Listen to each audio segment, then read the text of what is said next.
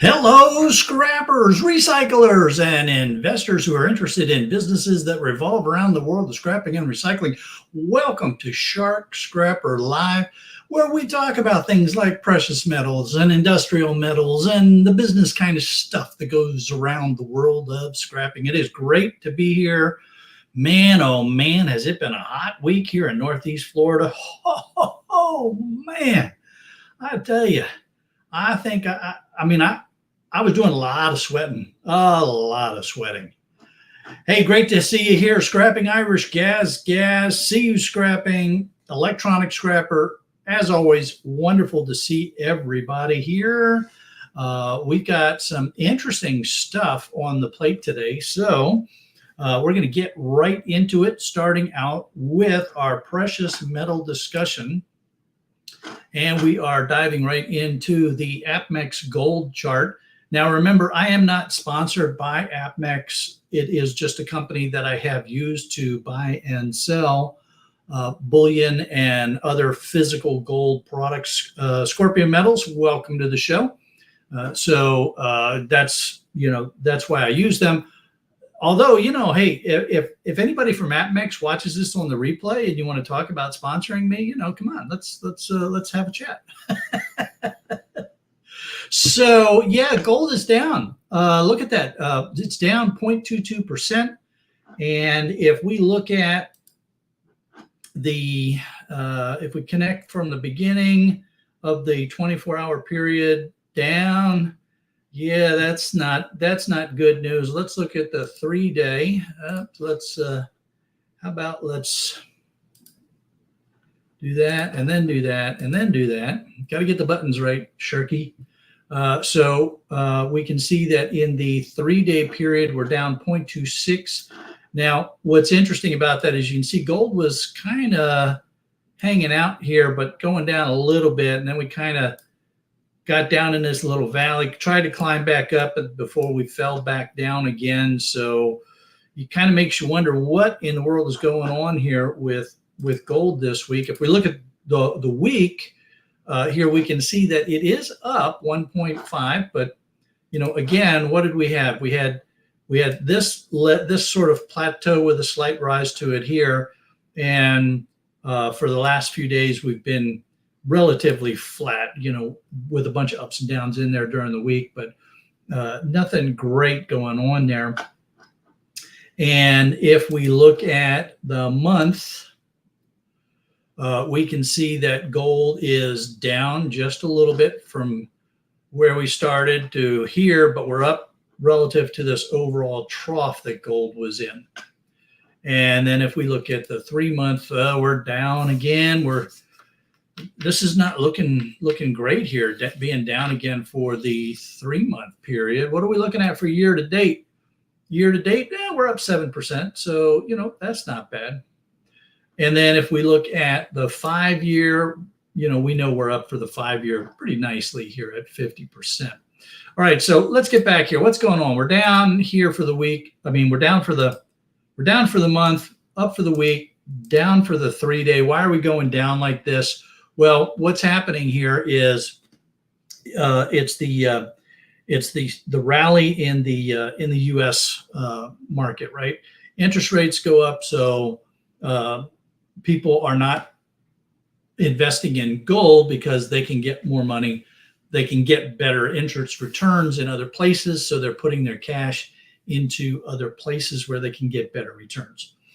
So we're not going to see a whole lot of good movement in gold until we see the rally sort of taper off a little bit.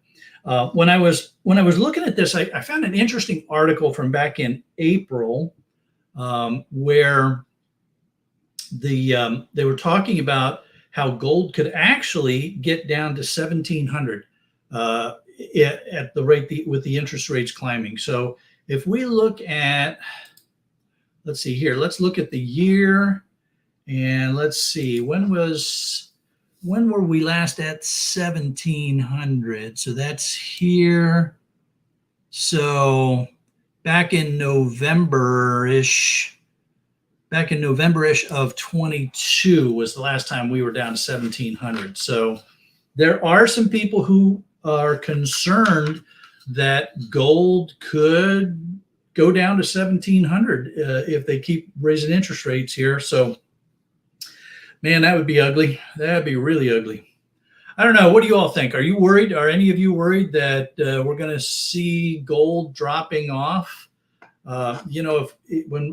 Since we're here looking at this 1 year chart, if we look at this peak going down, we see that the peaks are dropping and the troughs are dropping. So that's not a really good sign for us. We don't like when we see that. What do you all think? Are you worried about gold falling off, or you think we're going to see gold come back strong here?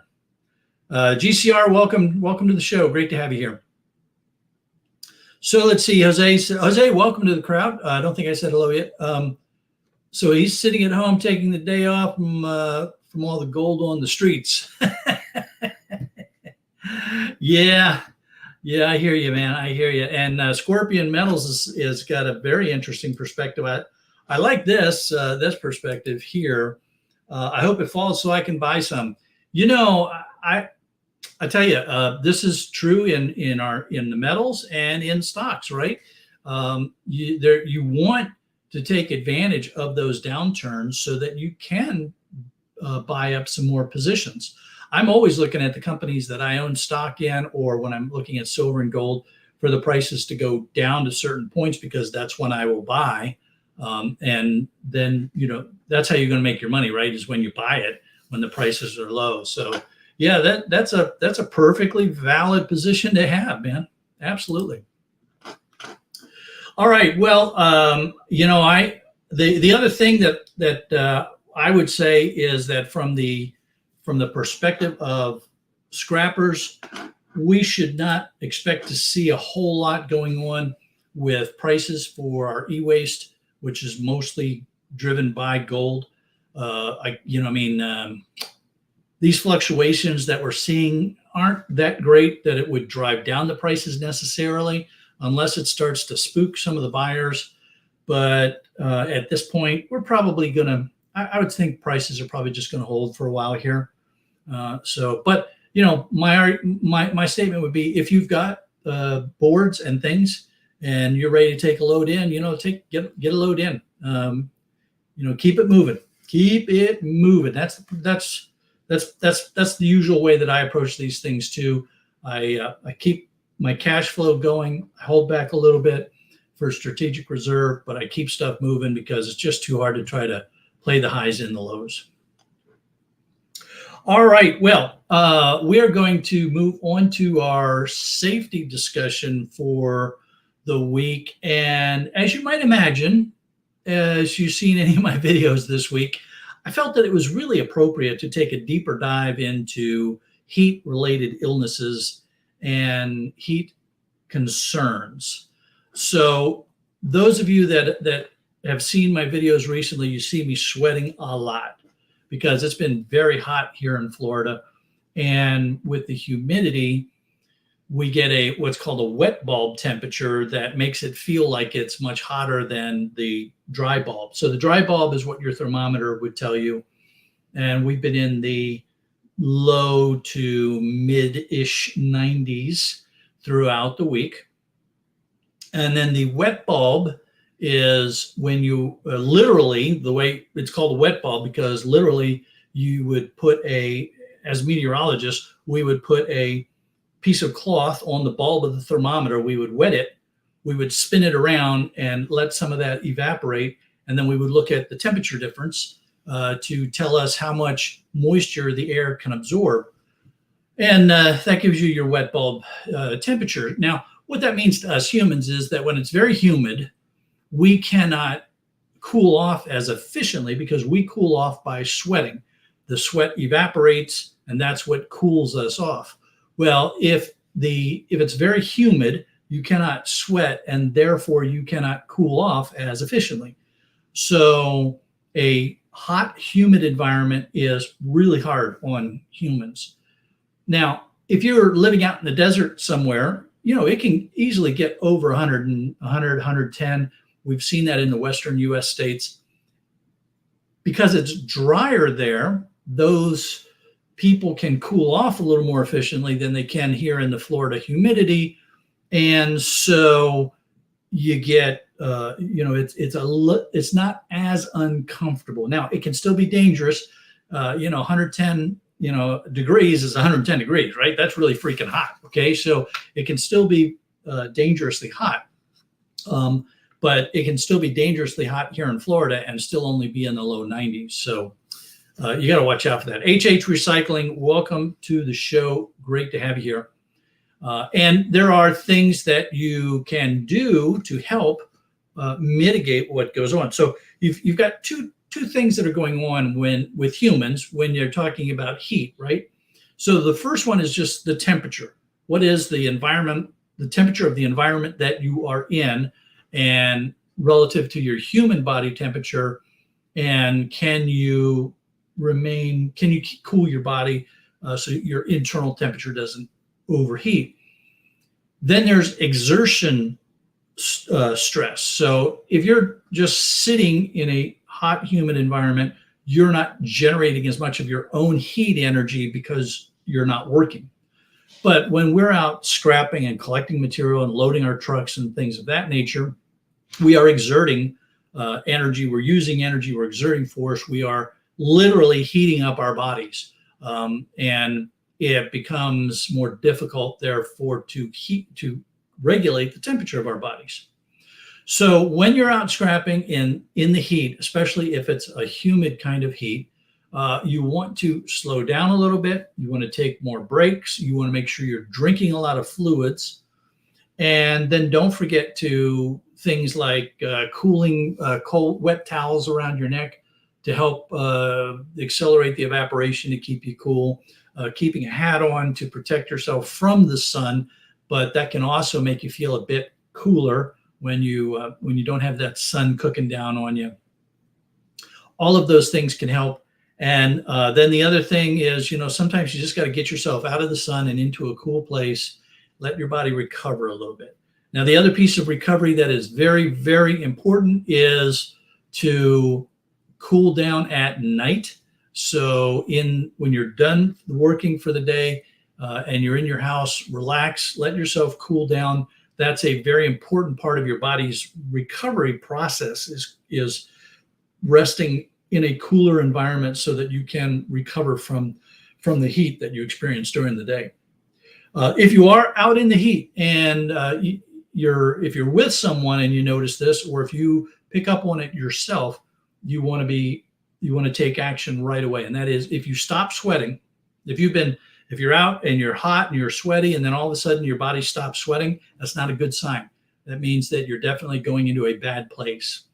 If you start feeling lightheaded, or if you can't catch your breath, those are all signs that you're going from an overheated condition to a heat stroke condition, and you definitely need to get help.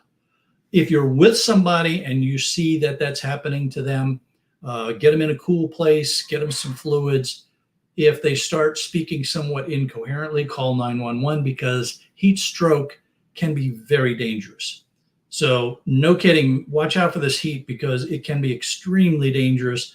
And if you're out there by yourself, practice good safety ahead of time. Slow down a little bit, take breaks, drink plenty of fluids. Don't be afraid to get inside and cool off a little bit periodically because, boy, heat stroke is no joke. No joke. Now, I noticed that somebody made a comment about scorpions don't do well in heat. Perhaps that type of scorpion, yes, might have an issue. Although, there's a lot of desert scorpions that actually like the heat. Although I believe scorpions are nocturnal hunters, if memory serves me correctly. All right, so our industrial metal today, and you're probably scratching your head going, why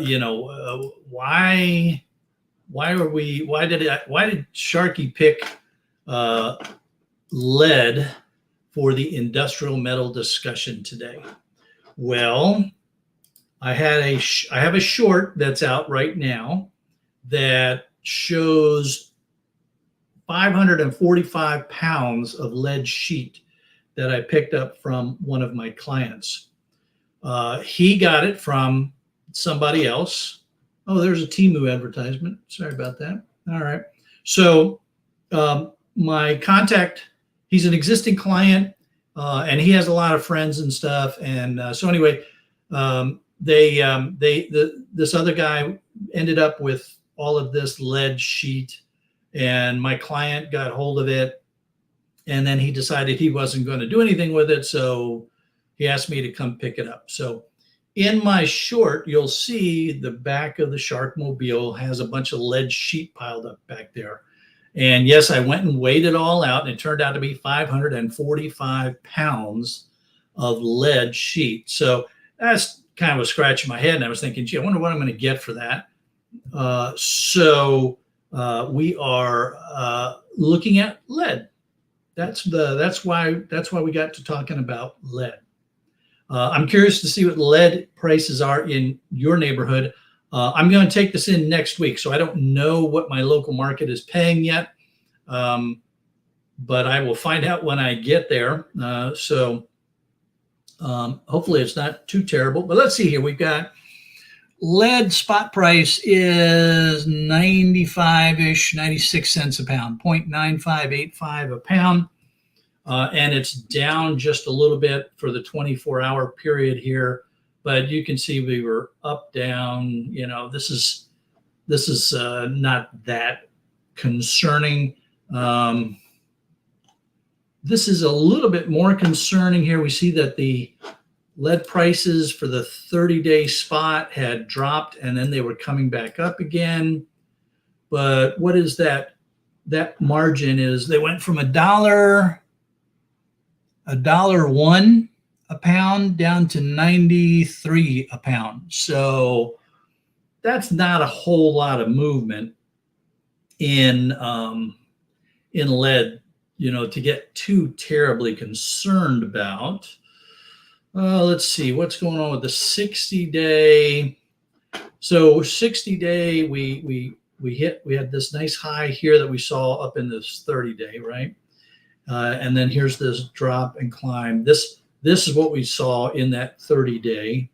So preceding that, we were climbing out of a bit of a price hole. So that's not too bad. But let's see. Again, not a whole lot. We're talking about, what, 10 cents different here? 10 cents a pound difference there. Oh, 6 month. Yeah, kind of all over the place here. Overall down, though. For 6 months, if we go from here to the end, we can see that's overall down.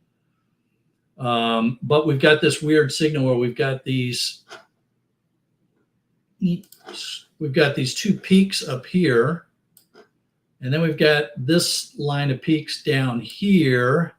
So kind of a mixed signals going on inside of the 6 month lead. But again, this isn't a whole lot of variation, right? We're talking a little over $1 to 90-ish cents, 10 cents a pound fluctuation going on. So yeah, it can't, that's not a whole lot of fluctuation going on. And in the 1 year, we're actually, this looks pretty good, because you can see we climbed out of this hole, and now we've been sort of bouncing around this line in the mid 90-ish range. So that's kind of relatively stable prices. And then if we look at the 5 year, we still don't have a whole lot of fluctuation going on here. Climbed out of this hole from, wrong button. Back in May of 20, we climbed out of the COVID hole, dropped again, climbed back up again. So yeah, lead is not a lot of ups, not a lot of downs here to get too terribly excited about. Let's see what's going on with the inventory, because that's always very telling. And we're going to blow right past this 30-day because I'm spinning too fast here. So 30-day London Metal Exchange inventory is going up. This is kind of interesting to me. we see the 30-day inventory going up. Now I'm going to go up to the 30-day price real quick. 30-day spot price was going down, so that you expect the price to go down when the inventory goes up. But look at this, the price started recovering again here at the end of the 30-day period, but the inventory levels didn't slow down. So that's interesting, because that is suggesting that the inventory levels are not keeping up with the demand, and maybe we'll see a little bit better pricing on lead. So interesting, very interesting. All right, 60-day inventory levels climbing. So you can see that they're stocking up on lead. 6-month inventory level is climbing. So this is the 1-year London Metal Exchange. So they were burning off the inventories that had accumulated, and then they start stacking up the inventories again. And then in the 5-year, we see that we dropped way down from 5-year highs up here. The inventory levels are way down, and they're slowly starting to build back up again. But we saw that the price came back up a little bit too. So, I think what we're seeing here in the inventory levels coming up, but the price is kind of turning around a little bit, is there's more and more automobiles being sold, and used automobiles out there that still need batteries. And even EV vehicles still use lead acid batteries to a certain extent. So, and that's probably the largest consumer of lead, is the lead acid batteries. It's also used in ammo, like a lot of people have talked about in the chat here too, and solder and type metal, and various alloys and things. So, yeah, batteries and ammo tend to use up a lot of the lead that's out there. So I don't expect a whole lot of big changes in lead. It'll be interesting to see. For my batteries, I get 20 cents a pound. So it'll be interesting to see if I get 20 cents a pound for the straight lead, or what the difference is. And that'll be pretty interesting to see what happens this week when I sell that lead, and see how much different it is from selling the lead acid batteries. So, all right, interesting. All right, let's see. Patrick Williams, welcome. The car battery has gone low in price in Ireland. Okay. So, and Irish wants to know what you're getting there, Patrick. So make sure you let him know that Scrapping Irish. I guess you're both in Ireland, so you're both Irish. So yeah, let him know what you're getting. Desert Scrapper, welcome. Great to see you all. And GCR was saying he used to have a few gunsmith buyers who paid higher than the scrapyard prices. Yeah, because they wanted it for for making their for their ammo and stuff. Back when in my a while back, back when I was in the Navy, I had a Civil War replica black powder pistol, and I would make my own balls for the pistol. I don't shoot it anymore, so I don't make the little balls. I had the I had the little kit for making my own balls, because it was otherwise you're paying somebody to make these things for you, and it's not that hard to make them yourself. So I can understand the gunsmiths might pay a little bit more. I look around. No, I'm not going to look around for. I'm not going to take the time to do that. I'm just going to take it to the yard, to my non-ferrous yard, and get it sold. I don't, as our friend Mike would say, ain't got no time for that. Ain't nobody got time for that. I don't have time for that. That's for sure. All right, so lead, interesting, kind of. And the only reason I brought it up is because I ended up with a whole bunch of it. All right, our business note for the day. And the business note, hey, Scrapping Irish, there's your answer, 40 cents a kilo. So our business note today, which also kind of applies to our personal kind of lives, but it's more relevant in business, and that is credit. There's good credit and there's bad credit. And good credit is the credit that you use to grow your business. So you've got an opportunity that you absolutely need, you want to take advantage of it. You know you can make money on it. You just don't have the cash on hand. So you borrow some money from someone or some entity in order to go out and buy that storage container full of PCs for $1,000 that you know you're going to make $3,000 or $4,000 on, or something of that nature.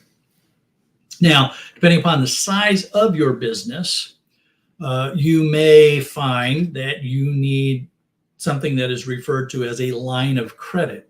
Now, essentially, a line of credit means that you and a bank or a lender have negotiated a rate that they will charge you when you use that money, and they're saying that yes, you are allowed access to a certain sum of money. You don't have to ask us anymore. You don't have to apply for it anymore, and that might be $1,000. It might be $1 million, anywhere in between. Once you have established that line of credit, you can draw on it as you need it, and you only pay interest on it when you actually have drawn money from it. And then once you pay that off, you're not paying interest on it again. So a line of credit is a check valve for a lot of small businesses. Actually, a lot of large companies too use various lines of credit in order to cover expenses during the ups and downs of their business cycle. So a line of credit is one way that businesses can get and use credit efficiently and at reasonable rates that you can negotiate. Let me rephrase that. What you don't want to do, if you can avoid it, is to use a credit card. Now, some people would say, well, wait a minute, in a credit card, just a line of credit, it's got a max value. You're only allowed to put a certain amount of money on it. Well, yes and no, because credit cards tend to have really high interest rates. And you've had no opportunity to negotiate those rates with your lender. With a line of credit, you'll negotiate a rate with your lender, and it will be based on how good your business is going, what kind of financials you have, those sorts of things. With a credit card, you're basically stuck to the credit card rates, which can be huge. I mean, excessive. And so you don't want to put a lot of money on a credit card for a business. Now, there are times when you can do that, when you will do that, when it does make sense. If you're going to pay it off at the end of the month, then yeah, go ahead. Use the credit card. It's fast. It's simple. You're making online purchases. You go ahead and use it. I frequently use credit card for Shark Scrapper for things like the recurring payments for my video editing tools, my subscriptions to various services. Those are best paid with a credit card because it's very simple. The system is set up to do that. I pay the bill off at the end of the month, so I'm not paying the interest on it.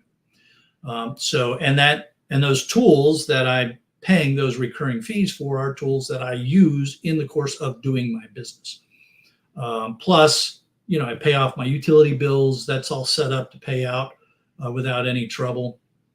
So it's a way for me to get those bills paid very easy, and then I can track them as I'm going through. But I don't let it roll over into the next month. I pay it off every month.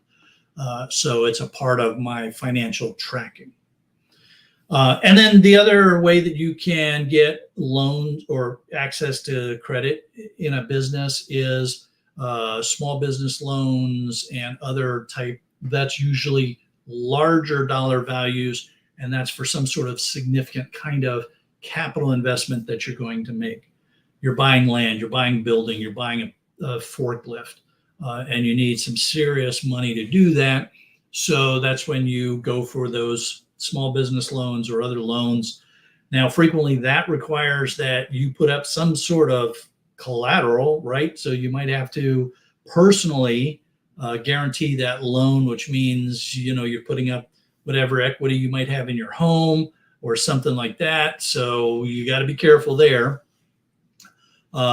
So those are the ways that you can access money, credit, and there's nothing wrong with doing that as long as you know why you're getting the money, what you're going to do with it, and how you're going to make it back. Now, Jose's got a good point here. You can ask a friend. There is a class of money called friends and family that small businesses frequently take advantage of. I don't ask my family or my friends for loans. I'm just not comfortable doing that. But I'm not saying that you shouldn't do it. I'm not saying there's anything wrong with doing that. It's another source. And so by all means, if you are comfortable doing that, then do it, because you're probably going to get better terms than you will with anyone else. And, you just have a bit more flexibility when the money that you're borrowing is from friends and family. Now, you better make sure you can pay it back, though, because it can get really, really ugly when you don't. I mean, really ugly. So you got to be careful doing that. Now, of course, somebody had to say it, couldn't resist. I was wondering who was going to be first, Scrapping Irish, with the loan shark comment.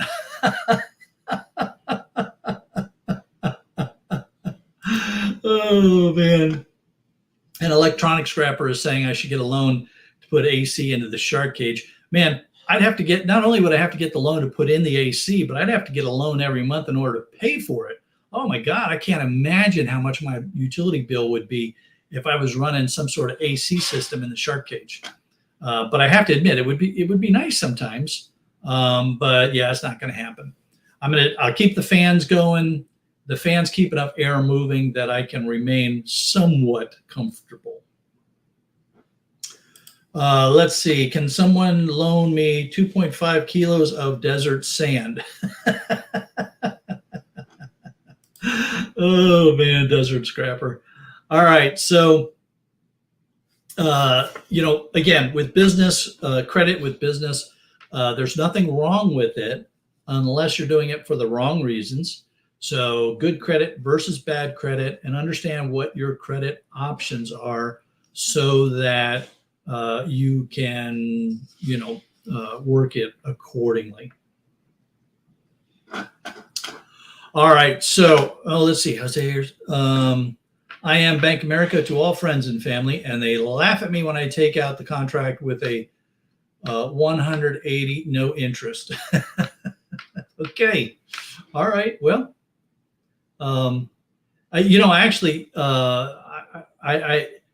joking aside, even if you're loaning money to your friends or family, you really do want to document it, right? Have a piece of paper that says, here's how much you're borrowing. Here's what the interest rate's going to be.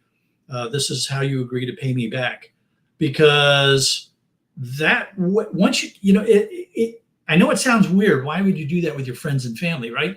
Well, because that way there's no one going back later on saying, oh, wait a minute, I thought we said 4%, not 6%. Or really, I said I was going to pay you 180 days. I can't, if you have that piece of paper and you both have signed it and agreed to it, you can always go back to that and say, yeah, look right here, man, this is what you said. So, having a piece of paper that documents what you have agreed with your friends and family, there is nothing wrong with that at all. Nothing wrong with that at all.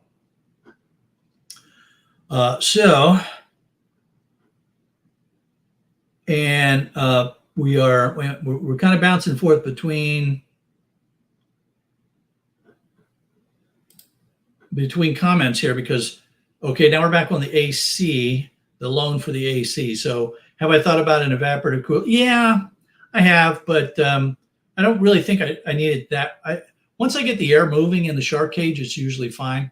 But I've looked at some evaporative coolers, and we'll see what we're going to do about that. And this I think is Patrick and Irish talking about the price for batteries, lead acid batteries in Ireland. All right, so moving right along, we've had some good discussions so far. The next issue that we're going to talk about now. And I left a bunch of time for us to move into this next discussion because This one is, we're talking stocks, and you saw in the thumbnail, we're talking sin stocks. Now, I could not find any publicly traded porn sites, so we're not going to be talking that level of sin, but we are going to be talking some other types of sin stocks. So, once again, I use the data from the Value Line Investment Survey. These folks do not take any advertising, so it's all raw data and analysis of the raw data without any bias to an advertiser, which is what I really appreciate about these people. This is a subscription service. If you're interested in signing up for it, I can help you with that. And this week, the industries that were analyzed were the food processing industries, the wholesale food industries, the beverage industries, the tobacco industries, educational services, entertainment, reinsurance, and cybersecurity. So the beverage and tobacco industries are where the sin stocks are coming from for us to talk about today. And we're going to start out with my favorite sin stock. First of all, let's see, can anybody guess? Let's see if anybody can guess what my favorite sin stock is from the industries that I just mentioned. I'm pretty sure Scrapping Irish knows what it is. I'm going to give you all a minute. I should be playing the Jeopardy music right now. See if anybody can get it. There you go. There you go. Electronic Scrapper nails it. Coca-Cola. No, not M&Ms. Coca-Cola. So Coca-Cola, their ticker symbol is KO. They're offering 3%. The name is in green because I own some of this stock. I wish I owned more of it.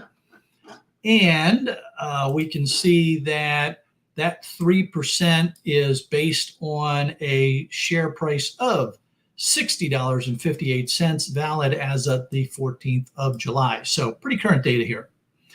Now, they are not qualified in cash flow or earnings per share. They've had 6 down years in here, down or flat years, but they are a div 0. So that means that they have had 17 years of increasing dividends per share. Actually, much longer than that because I've been with Coke for a long time. So over 17 years of increasing dividends per share. That's what we like to see in a dividend investment type company. And here you can see nice line of dividend increases across the 17-year period. And their cash flow and earnings following similar kind of trajectory here, but generally going up, which is good. I mean, right? That's what we want to see. And then if we look at the year-to-year changes, what we see is some pretty high fluctuations going on. But these gold bars, this is the dividend, the gold, and we always want to see that above the 0 line. So real nice dividend payments with Coca-Cola. Now, why did I classify Coca-Cola as a sin stock? Well, standard Coca-Cola has a lot of sugar in it. A lot of people consider sugar to be really bad for you. Plus, Coca-Cola can have a bit of acid to it. Some of us, because I've done it myself, have used Coca-Cola as a cleaning agent for certain things. So, it's you don't want to be drinking it every day, but a little bit of Coke every now and then is not going to hurt you. It can be very refreshing and it tastes really good. You got to be careful. Don't use Coca-Cola in substitute for water in the heat because Coca-Cola also has caffeine in it, unless you're drinking the uncaffeinated stuff. And so it can, dehydrate you more than just drinking water or fruit juice or, something that's got electrolytes and stuff in it. So, so it is a it can be a refreshing drink. Plus, Coca-Cola's got all kinds of other, water and beverage companies mixed into them. But Coca-Cola is predominantly a beverage company, right? So that's what they do. Now, compared to their rival, which is Pepsi, Pepsi, yeah, you immediately think of Pepsi Cola, but what you need to know about Pepsi is that Pepsi is also a snack food company, right? So they have Pepsi beverages, they have Quaker Foods, they have Rockstar energy drinks, they have Gatorade and Tropicana. Their snack foods include Frito-Lay, Doritos, Ruffles, Lay's, Walker, Smith, Sabritas. So Pepsi has taken a different perspective, and in addition to the beverages, they have the snack food that goes along with it. So they are not qualified, just like Coca-Cola. They're not qualified in cash flow or earnings per share. They are qualified as a Div 0, so 17 years of increasing dividends per share.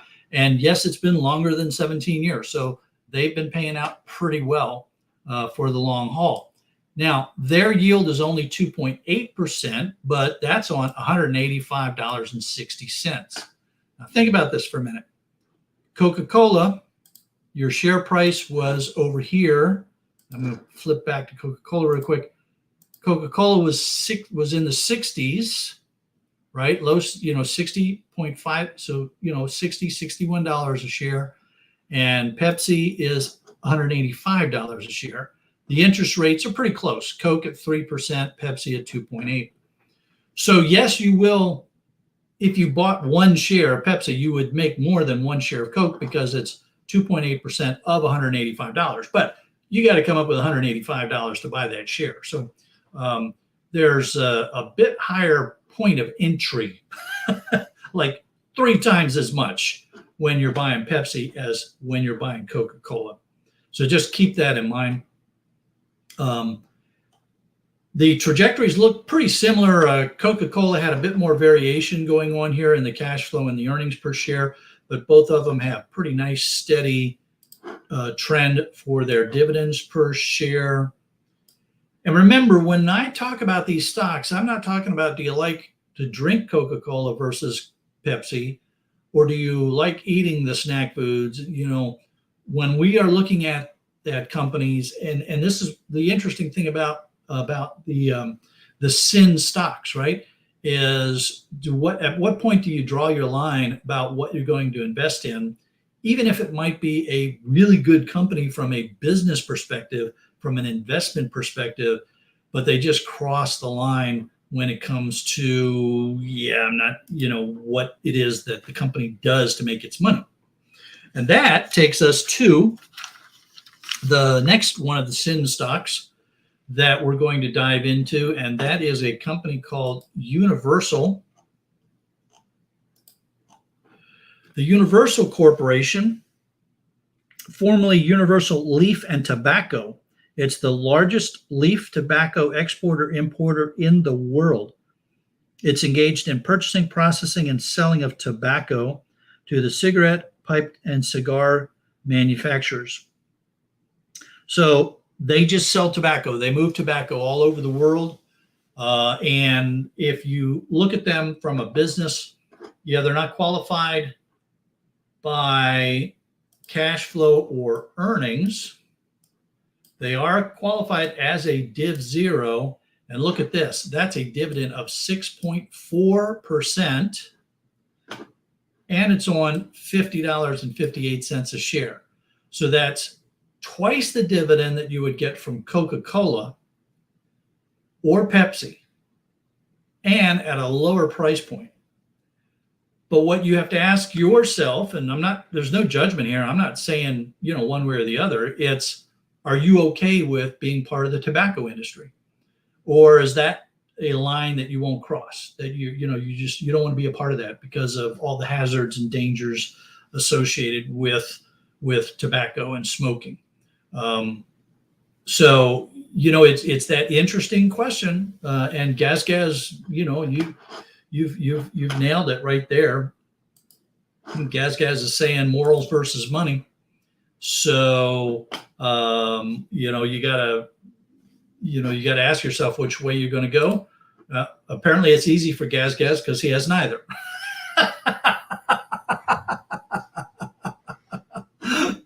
So, there are a lot of people out there that get that just will not invest in these categories. And there are investment brokers out there that if you were using a broker to help you with your investment decisions, they would ask you, the good ones will ask you, is there a moral line that you don't want to cross? Some people don't want to invest in oil and gas companies. Some don't want to invest in defense-related industries. So it's that decision matrix that you would have to make yourself. But hey, apparently the business of selling tobacco is a good one because the Universal is paying a real nice dividend. They've consistently paid it and raised it over the long haul. And even though I don't own any of this stock, I can tell you that they have been raising this dividend for a lot longer than the 17 years that is reported here. You can see they've had their ups and downs from the cash flow and earnings perspective. And this is, it looks kind of weird. Here, wait a minute, let's do it like this. You can see that they had this pretty consistent trajectory that they were paying.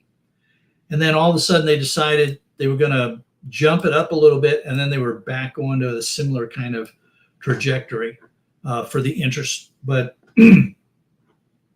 they have consistently taken care of their investors here.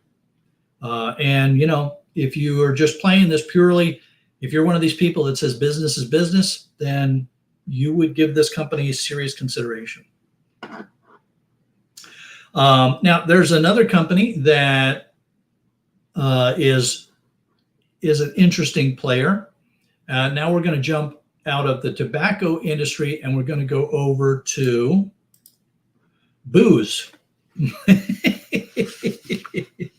So, yeah, it's a shame Ian's not here because this would probably be a company that Ian would be interested in having a piece of. Brown-Forman. So Brown-Forman is engaged in the production and marketing of distilled spirits and wines.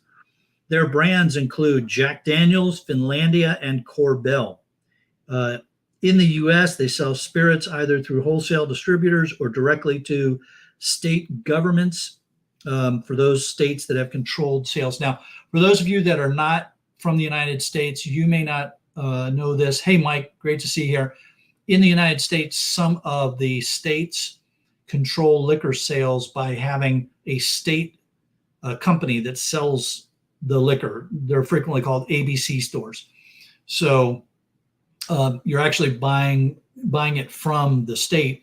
And in some states, it's only distilled spirits and you can buy beer and wine. In other states, it's all alcohol. And then there's some states where it's, they don't do that. The state doesn't get involved at all except to tax it. So in the United States, it varies from state to state how you buy your alcohol. And yes, we still have some dry counties and dry states where you can't buy alcohol at all. So, then there's that level of weirdness going on. So Brown-Forman, you can see here that they are a Div 0, so 17 years, actually a bit longer, 17 years of increasing dividends per share. They are not qualified for earnings or cash flow per share. And let's be honest, that dividend is not really that great, right? 1.3% on $66.80. If you were going to spend in the 60s to buy stock, then what you want to be doing is coming back over to Coca-Cola because that $60 is going to get you 3% instead of 1.2. And soft drinks, you can, everybody will drink soft drinks, but alcohol, you've got to have people of a certain age, right, that can drink alcohol. And then you have that, then you're back to that moral question of what do I consider to be more dangerous.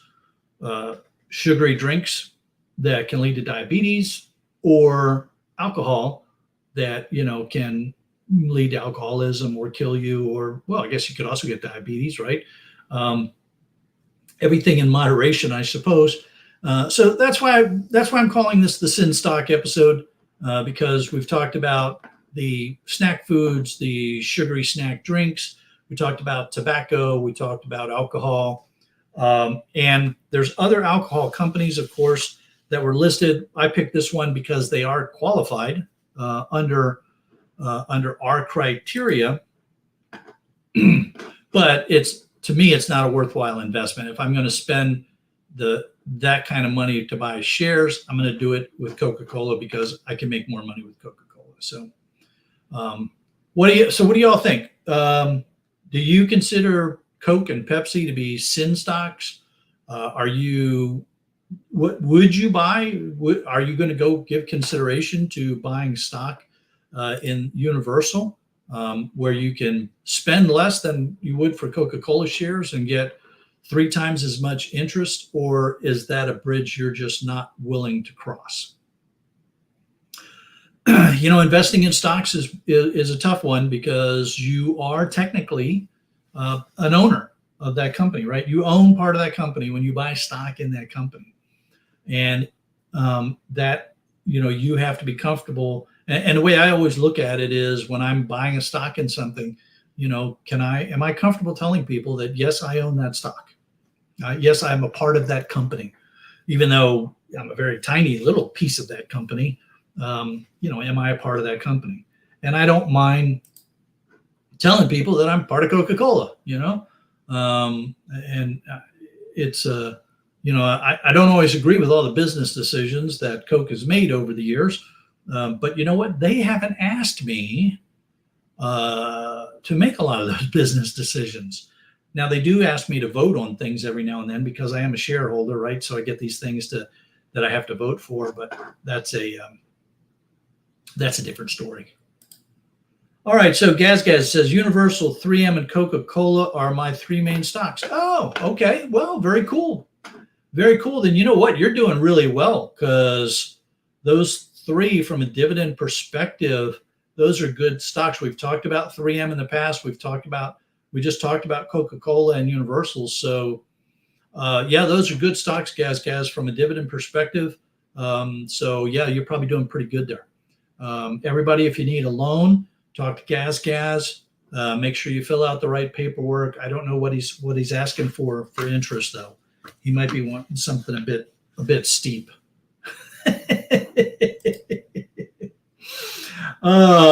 E-Waste Jill, welcome. I consider Pepsi a stock of deliciousness. Yeah. Well, and that's one of my perspectives, right? It's funny, but I buy Coca-Cola because I own stock in Coca-Cola, and anytime it's funny, but it's like when I go to a restaurant or something and I order a Coke and they say, well, we have Pepsi products. And I'm like, oh man, I'm not supporting myself. Every time I buy a Coca-Cola, I feel like I'm supporting myself, right? Because I own stock in Coca-Cola. If you owned Pepsi, then not only could you support yourself by buying Pepsi, but you could support yourself with Frito-Lays. And I got to admit, I like Fritos. Those are quite yummy. So a very good perspective, and I hope that you'll get yourself some Pepsi stock to go along with your Fritos. Oh, man. So let's see. Chuck, hey, Chuck, welcome. Chuck says, thank you for all the knowledge. Please shout out to Bear Gold E-Waste. And please shout out to Bear Gold E-Waste. Okay, well, hey, Bear Gold, how you doing? Oh, man. All right. Anybody else out? Simon, welcome, Simon. And you're welcome. My pleasure. I love doing this. Anybody else own stock in Coke, Pepsi, Universal, or Brown Forman? You know, I mean, and Bear e-waste. Oh, okay. And Bear e-waste. Okay. Well, a good shout out to Ann Bear. I tell you, it's, you know, I do encourage everybody though to be careful. I mean, all joking aside, there's nothing wrong with soft drinks in moderation. If you are going to go out and have yourself a Coca-Cola, then, you know, fine, but make sure you're drinking lots of water. There are plenty of other kind of hydration drinks out there. I have recently started drinking this stuff called Body Armor. It is primarily coconut water that they then use real fruit juice to flavor, and they sweeten it with guava. So it's it's not as bad for you. All right. Sugar is still sugar. The calories are still there, but it's a little bit better for you. And it's got some electrolytes and things like that in it. So I find that it really is more refreshing for me on a really hot day. And then I save the Coca-Cola for my end of the day celebration. So where some people will crack a cold beer, I'll crack a cold Coke. And that'll be how I'll celebrate the end of a good, long, hot day out there. All right, so be really careful in the heat, folks. Stay hydrated and enjoy yourselves. I have had a great time this week. This was some fun stocks to look at, and it's always fun to see what's going on with gold. If you have a preference for what you want me to talk about next week, go ahead, drop me an email. We'll see what's out there, whether it's a precious metal or an industrial metal, or your stocks. If the stocks are listed in the Value Line Investment Survey, I'll be happy to talk to them. And if I can find all the good info on the precious metals for us to talk about, I will. So if you have one that you wanted me to talk about, please go ahead and let me know. And let's see, what is E-Waste Jill is saying? Kool-Aid, I'm a big kid. Yeah. Oh, man, I can remember Kool-Aid. I remember mixing up Kool-Aid when I was a kid. We had one of those big Kool-Aid pitchers, Oh, man, it was so much fun. It was like an event just to mix up the Kool-Aid. I remember that. I'm just a big kid too. And electronic scrapper saying he cracked a cold beer. Sorry, no Coke. Yeah, I don't drink anymore. So you go ahead and have that cold beer, man. That is cool. Gaz wants me to look at petrochemical companies. I'll see what we got going there. We can take a look at them. Sure. It's a pretty wide open field. So if you have a specific company in mind, let me know. Otherwise, I'll dig around, and see what I can come up with. All right. Oh, knock it off, Jill. That's just not funny. Actually, it really was funny. I was surprised how many people saw that. How many people picked up on that? Because I thought I was being all slick and everything, and like, nah, nobody's gonna see this. Nobody's gonna make comment on that. But man, a lot of people really picked up on that. So I'm very impressed. Very impressed with the level of detail that people use when they're watching my videos. That is the fact that so many people picked up on that little dealy bob was quite humorous to me. Now I have to see what else I can sneak in future videos and see if you come up with it. Hey, remember, if you have autoplay enabled, you will be taken directly over to Scrapping Irish's live stream as soon as I shut this one down. And I look forward to seeing you over there. If you do not have live stream, your autoplay enabled, then you'll get a link or something. I don't know. But in any event, go check out Scrapping Irish and meet us over on Scrapping Irish's live stream. I look forward to seeing you all over there. Have a great week. Be safe in the heat. If you're in any part of the United States that's getting hit with this heat wave, they say it should be wrapping up here before too much longer. I hope so. Be safe out there, everybody. We will see you next week.